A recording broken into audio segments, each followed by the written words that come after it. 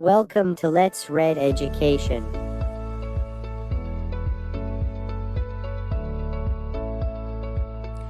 नमस्कार दोस्तों, स्वागत है आपका हमारे यूट्यूब चैनल पे। आज का टॉपिक है परिवहन एवं संचार के जो भी एमसीक्यूज हैं उन लोगों को हम पढ़ेंगे। चलिए दोस्तों, आपका पहला प्रश्न है, भारत में रेलवे तंत्र कब स्थापित किया गया था? तो दोस्तों आपको बता दें कि भारत में रेलवे तंत्र 1853 में स्थापित किया गया था। इसमें आपका ऑप्शन नंबर डी सही होगा दोस्तों। 1853 में रेलवे तंत्र स्थापित किया गया था। अगला प्रश्न आपका है, भारत में प्रथम रेलवे लाइन का निर्माण कब और कहाँ हुआ था? तो इसमें आपका ऑप्शन नंबर ए सही होगा। मुंबई और ठाणे के बीच प्रथम रेलवे लाइन का निर्माण हुआ था दोस्तों। ऑप्शन नंबर ए सही होगा। अगला प्रश्न आपका दोस्तों है, भारतीय रेलवे कितने जोन में विभाजित है? भारतीय रेलवे कितने जोन में विभाजित है? इसमें आपका ऑप्शन नंबर डी सही होगा। 18 जोन में विभाजित है दोस्तों। अगला प्रश्न आपका है, भारतीय रेलवे किस प्रकार की रेलवे लाइन का प्रयोग करती है? तो इसमें आपका आंसर हो जाएगा टी, जो है इनमें से सभी, मतलब कि all, broad gauge, metre gauge, narrow gauge, इनमें से सभी रेलवे लाइन का प्रयोग करती है दोस्तों। अगला प्रश्न आपका 5 नंबर है,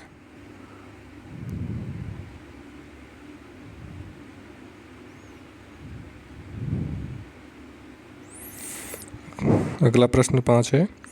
इसमें पूछा गया, भारतीय रेलवे का एशिया में कौन सा स्थान प्राप्त है दोस्तों? भारतीय रेलवे का एशिया में कौन सा स्थान है? इसमें आपका आंसर दोस्तों हो जाएगा बी, द्वितीय स्थान एशिया में भारत का है रेलवे में। अगला प्रश्न है, विश्व में भारतीय रेलवे नेटवर्क की स्थिति है दूसरी, तीसरी, चौथी या पाँचवीं? इसमें आपका ऑप्शन नंबर सी सही होगा। चौथी है। भारतीय रेलवे नेटवर्क की स्थिति चौथी है विश्व में, मतलब पूरे विश्व में चौथी स्थिति है दोस्तों। अगला प्रश्न है, भारतीय रेलवे को सर्वाधिक राजस्व किससे प्राप्त होती है?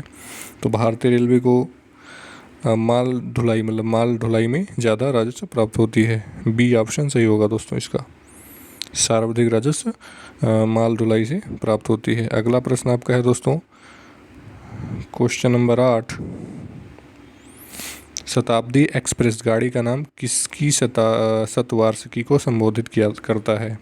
इसमें आपका आंसर दोस्तों हो जाएगा option number D, Jawaharlal Nehru को संबोधित करता है। अगला प्रश्न है, कोंकण रेलवे जोड़ता है, किसको जोड़ता है? इसमें आपका 9 का ऑप्शन नंबर बी सही होगा दोस्तों, रोहा से मंगलुरु। कोंकण रेलवे रोहा से मंगलुरु को जोड़ता है दोस्तों। अगला प्रश्न है, विश्व का सबसे लंबा रेलवे प्लेटफॉर्म कहाँ है? तो इसमें आपका ऑप्शन नंबर सी सही होगा, गोरखपुर में है विश्व का सबसे लंबा रेलवे प्लेटफॉर्म, लंबाई में गोरखपुर रेलवे स्टेशन है दोस्तों। अगला प्रश्न है, भारतीय अर्थव्यवस्था को गति देने वाला परिवहन का मुख्य साधन क्या है? तो इसमें जो है भारतीय अर्थव्यवस्था की गति देने वाला परिवहन का मुख्य साधन क्या है? 11 नंबर। इसमें आपका आंसर दोस्तों हो जाएगा ऑप्शन नंबर ए, रेलवे। मुख्य साधन जो है रेलवे है दोस्तों। अगला प्रश्न है, विश्व में सर्वाधिक तेज गति से रेलगाड़ी चलाने का श्रेय किस देश को प्राप्त है? तो इसमें आपका आंसर दोस्तों हो जाएगा ऑप्शन नंबर ए, चीन को दोस्तों। चीन में सबसे सर्वाधिक तेज गति से रेलगाड़ी चलने का श्रेय चीन को जाता है दोस्तों। अगला प्रश्न आपका है 13, कोंकण रेल मार्ग नहीं जोड़ता है। तो इसमें आपका आंसर हो जाएगा दोस्तों ऑप्शन नंबर ए, बेलगाम को नहीं जोड़ता है। बेलगाम को नहीं जोड़ता है दोस्तों। अगला प्रश्न आपका है, बिना विराम 14 नंबर, बिना विराम चलने वाली वातानुकूलित रेलगाड़ी दुरंतो निम्नलिखित में से किस स्थानों के बीच चलाई गई है? तो इसमें आपका आंसर ऑप्शन नंबर ए होगा दोस्तों, सियालदाह और नई दिल्ली के बीच में चलाई गई है बिना विराम की वातानुकूलित रेलगाड़ी दुरंतो।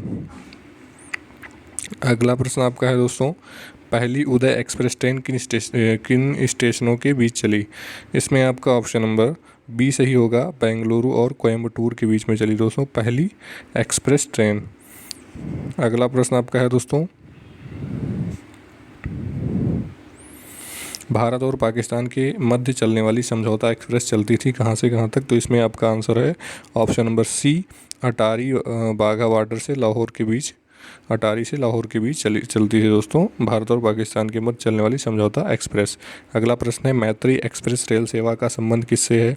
मैत्री एक्सप्रेस रेल सेवा का संबंध दोस्तों बांग्लादेश और भारत से है। ऑप्शन नंबर बी इसका सही होगा दोस्तों, ऑप्शन नंबर बी। अगला प्रश्न है पैलेस व्हील्स की तर्ज पर नई रेलगाड़ी डेक्कन आरडीसी मुख्यतः किस राज्य में चलती है? तमिलनाडु में, उड़ीसा, महाराष्ट्र, कर्नाटक। इसमें आपका आंसर दोस्तों ऑप्शन नंबर सी होगा, महाराष्ट्र में चलती है।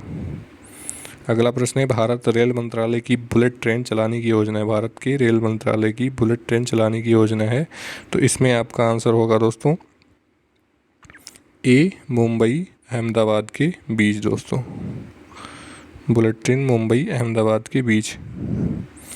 अगला प्रश्न है हावड़ा की हुगली के मध्य प्रथम रेलगाड़ी कब चली थी? तो इसमें आपका आंसर होगा सी, 16 अगस्त 1854 को प्रथम रेलगाड़ी हावड़ा और हुगली के मध्य चली थी दोस्तों।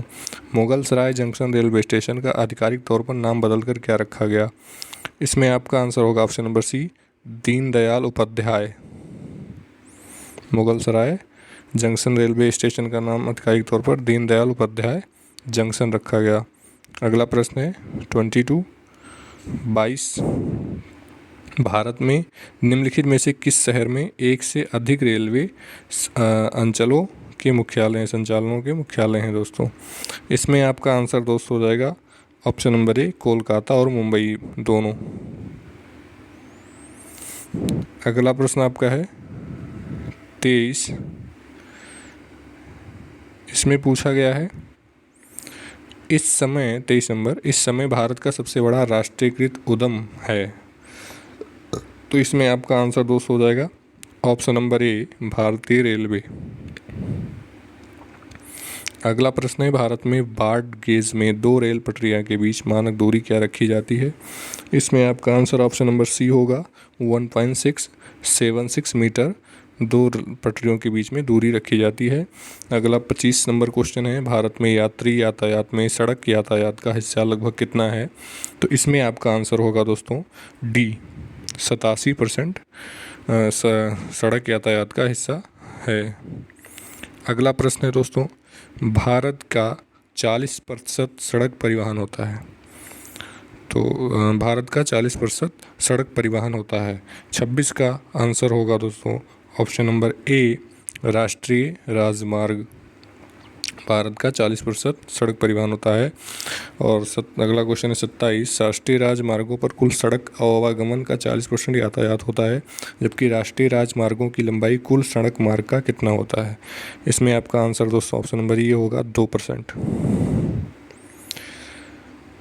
अगला प्रश्न आपका है राज्यों में सड़क मार्ग की लंबाई में प्रथम स्थान किसका है? तो इसमें आपका आंसर दोस्तों होगा ऑप्शन नंबर ए, महाराष्ट्र का सड़क मार्ग की लंबाई में प्रथम स्थान है दोस्तों। अगला प्रश्न आपका है पिछले 4 दशक में माल परिवहन में सड़क परिवहन का हिस्सा घटा हुआ है, बढ़ा हुआ है या क्या है? इसमें आपका आंसर दोस्तों हो जाएगा ऑप्शन बी, बढ़ा हुआ है ना। पिछले 4 दशकों में माल परिवहन में सड़क परिवहन का हिस्सा बढ़ा हुआ है। अगला प्रश्न है राष्ट्रीय राजमार्ग विकास परियोजना के तहत प्रस्तावित स्वर्णिम चतुर्भुज के मार्ग में कौन सा शहर नहीं है? इसमें आपका ऑप्शन नंबर ए सही होगा, लखनऊ चतुर्भुज के मार्ग में शहर नहीं है। अगला प्रश्न आपका है दोस्तों 31, निम्नलिखित में कौन सा नगर स्वर्णिम चतुर्भुज पर नहीं है? तो इसमें आपका दोस्तों हो जाएगा ऑप्शन नंबर बी, जबलपुर। अगला प्रश्न है भारत का सबसे लंबा राष्ट्रीय मार्ग कौन सा है? भारत की सबसे लंबी रोड कौन सी है? इसमें आपका आंसर होगा दोस्तों option number A, NH44, NH44 है ना। अगला प्रश्न आपका है स्वर्णिम चतुर्भुज परियोजना क्या है? स्वर्णिम चतुर्भुज परियोजना क्या है? तो इसका ऑप्शन नंबर सी सही होगा, यह देश के 4 महत्वपूर्ण महानगरों को द्रुतगामी 4 लेन वाली मार्ग से जोड़ने की योजना है। दूरगामी 4 लेन वाले मार्ग से जोड़ने की योजना है। अगला प्रश्न है आपका दोस्तों 34, उत्तर दक्षिण गलियारा परियोजना किन्हें आपस में जोड़ती है? तो इसमें आपका आंसर होगा सी, श्रीनगर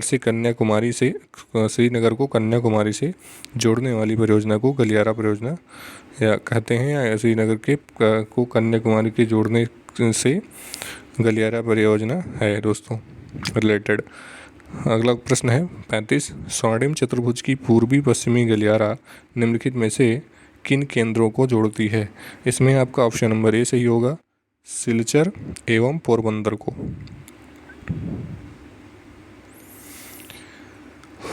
अगला प्रश्न आपका है 36, प्रधानमंत्री ग्राम सड़क योजना PMGSY किस वर्ष प्रारंभ की गई थी?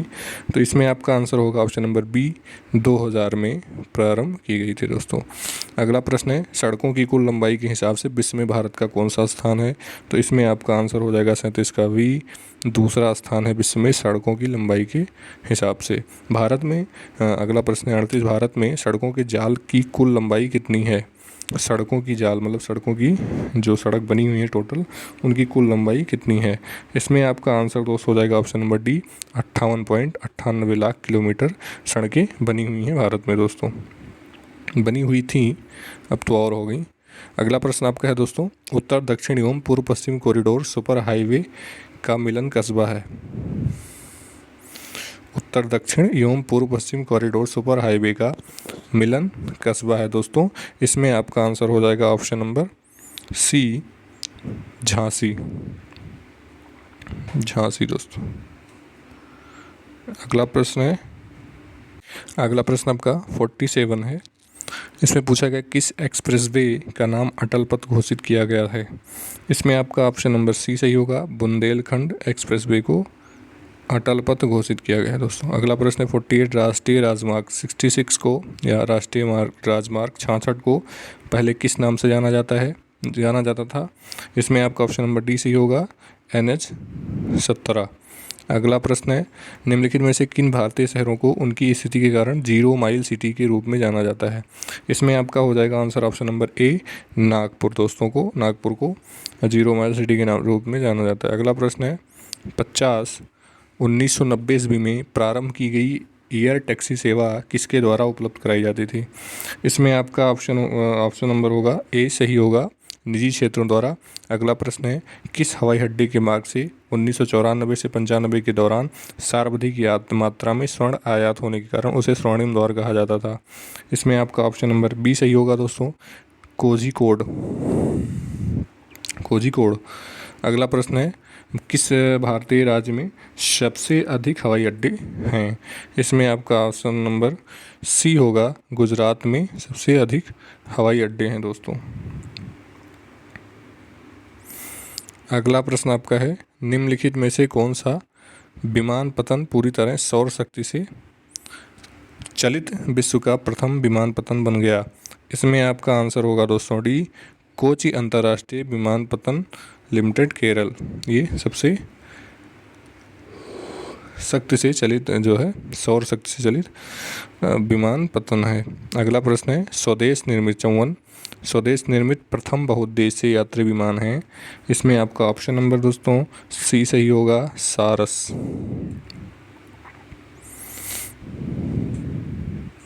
अगला प्रश्न है 55, भारत सरकार की एक प्रमुख योजना उड़ान किससे संबंधित है? कृषि से, नगर विमानन, रक्षा, सामाजिक न्याय। इसमें आपका आंसर दोस्त हो जाएगा ऑप्शन नंबर बी, नागर विमानन।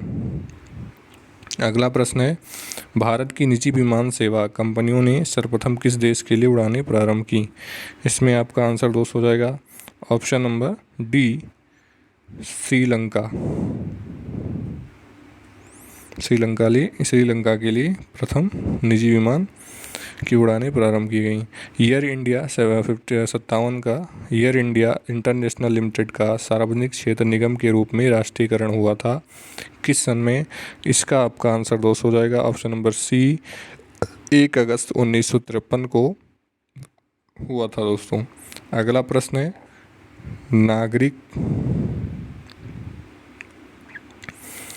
नागरिक विमान एयरबस बनाने वाली कंपनी किस देश की है?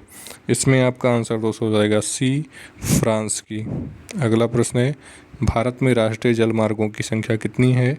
इसमें आपका आंसर दोस्तों होगा ऑप्शन नंबर बी, 111 राष्ट्रीय जलमार्गों की संख्या है। अगला प्रश्न है, भारत में बड़े बंदरगाहों की संख्या कितनी है? तो इसमें आपका ऑप्शन नंबर सी सही होगा, 13। अगला प्रश्न दोस्तों, रासायनिक उत्पादों के आयात निर्यात हेतु भारत का प्रथम रसायन बंदरगाह कहाँ स्थापित किया जा रहा है? इसमें आपका ऑप्शन नंबर सी सही होगा, दाहेज। अगला प्रश्न दोस्तों 62, एन्नौर बंदरगाह का विकास किस बंदरगाह पर बढ़ते दबाव को कम करने के लिए किया गया है? इसमें आपका आंसर होगा दोस्तों ऑप्शन नंबर सी, चेन्नई। किस बंदरगाह पर कोयले की लदान हेतु यांत्रिकृत सुविधाएं उपलब्ध कराई जा रही हैं? विशाखापट्टनम, पारादीप, मारमुगाओ, एन्नौर। इसमें आपका आंसर होगा दोस्तों ऑप्शन नंबर बी, पारादीप। अगला प्रश्न आपका है दोस्तों, बेलाडीला से प्राप्त होने वाला लौह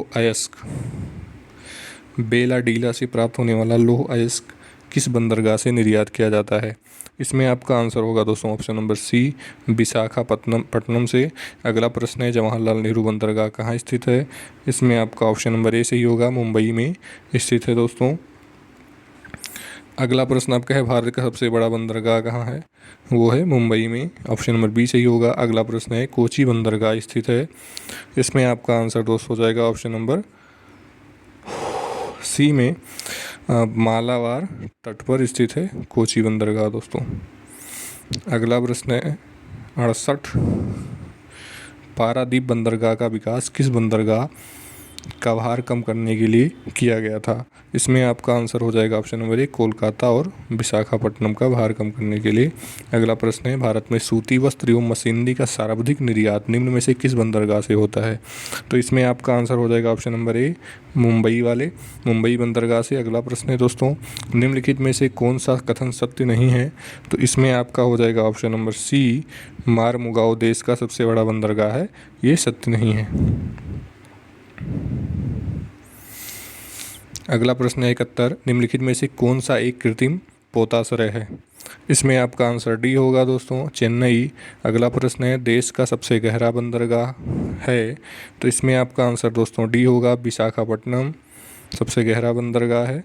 अगला प्रश्न आपका दोस्तों है, कोझिकोड बंदरगाह कहाँ स्थित है?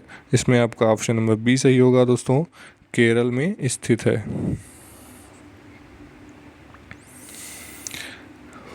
अगला आपका प्रश्न है 74, इसमें पारादीप बंदरगाह कहाँ है? इसमें आपका ऑप्शन नंबर बी सही होगा, ओडिशा में दोस्तों। अगला प्रश्न है, उत्तर से दक्षिण की ओर चलते हुए निम्नलिखित बंदरगाहों में कौन सा समूह सही क्रम में है ना?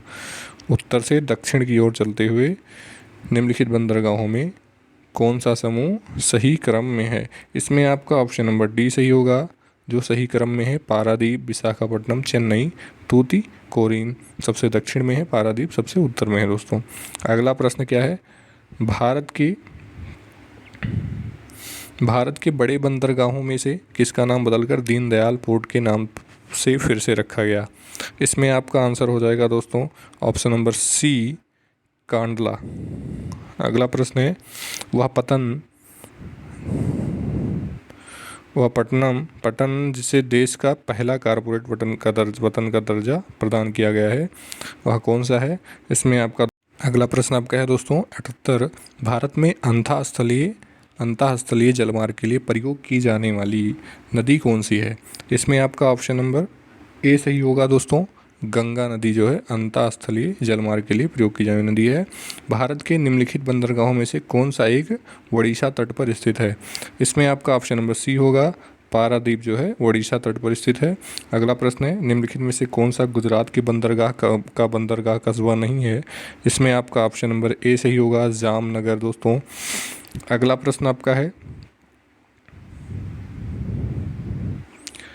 81 राष्ट्रीय अंतर्देशीय नौवहन संस्थान निनी NINI अवस्थित है। इसमें आपका ऑप्शन नंबर ए सही होगा, राष्ट्रीय पटना में।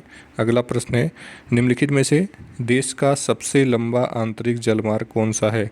इसमें आपका ऑप्शन नंबर बी सही होगा, कोलम कोटापुरम। अगला प्रश्न आपका है दोस्तों, वर्तमान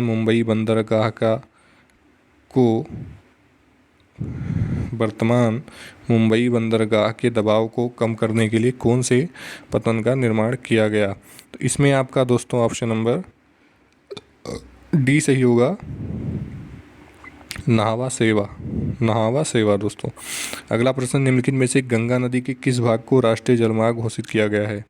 इसमें आपका ऑप्शन नंबर ए सही होगा दोस्तों, इलाहाबाद से हल्दिया के जलमार्ग को राष्ट्रीय जलमार्ग घोषित किया गया। अगला प्रश्न है 85, निम्नलिखित में से किस राज्य में 2 से अधिक प्रमुख बंदरगाह हैं? इसमें आपका आंसर हो जाएगा दोस्तों ऑप्शन नंबर डी, तमिलनाडु में। अगला प्रश्न दोस्तों आपका है 86, टेलीफोन नेटवर्क की दृष्टि से भारत का विश्व में कौन सा स्थान है? इसमें आपका ऑप्शन नंबर सी सही होगा, तीसरा स्थान टेलीफोन नेटवर्क दृष्टि में है दोस्तों। अगला प्रश्न आपका होगा टेलीफोन सेवा कंपनियों में विदेशी प्रत्यक्ष निवेश के लिए संशोधित ऊपरी सीमा निम्नलिखित में से क्या है?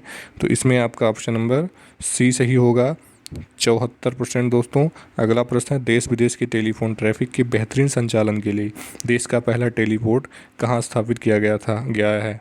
इसमें आपका आंसर होगा सी, बेंगलुरु में दोस्तों। अगला प्रश्न आपका है 89, मोबाइल फ़ोन का प्रयोग करने वाले लोगों का सर्वाधिक संख्या किस देश में है? तो इसमें आपका आंसर दोस्तों ऑप्शन नंबर ए होगा, चीन। अगला प्रश्न है, विश्व में प्रति 1000 व्यक्तियों पर मोबाइल फ़ोन इस्तेमाल करने वालों की सर्वाधिक संख्या किस देश में पाई जाती है? तो इसमें आपका दोस्तों हो जाएगा ऑप्शन नंबर सी, लग्जमबर्ग। अगला प्रश्न है, विश्व में सेल फोन का सबसे बड़ा उत्पादक देश है? इसमें आपका आंसर हो जाएगा दोस्तों ऑप्शन नंबर बी, चीन।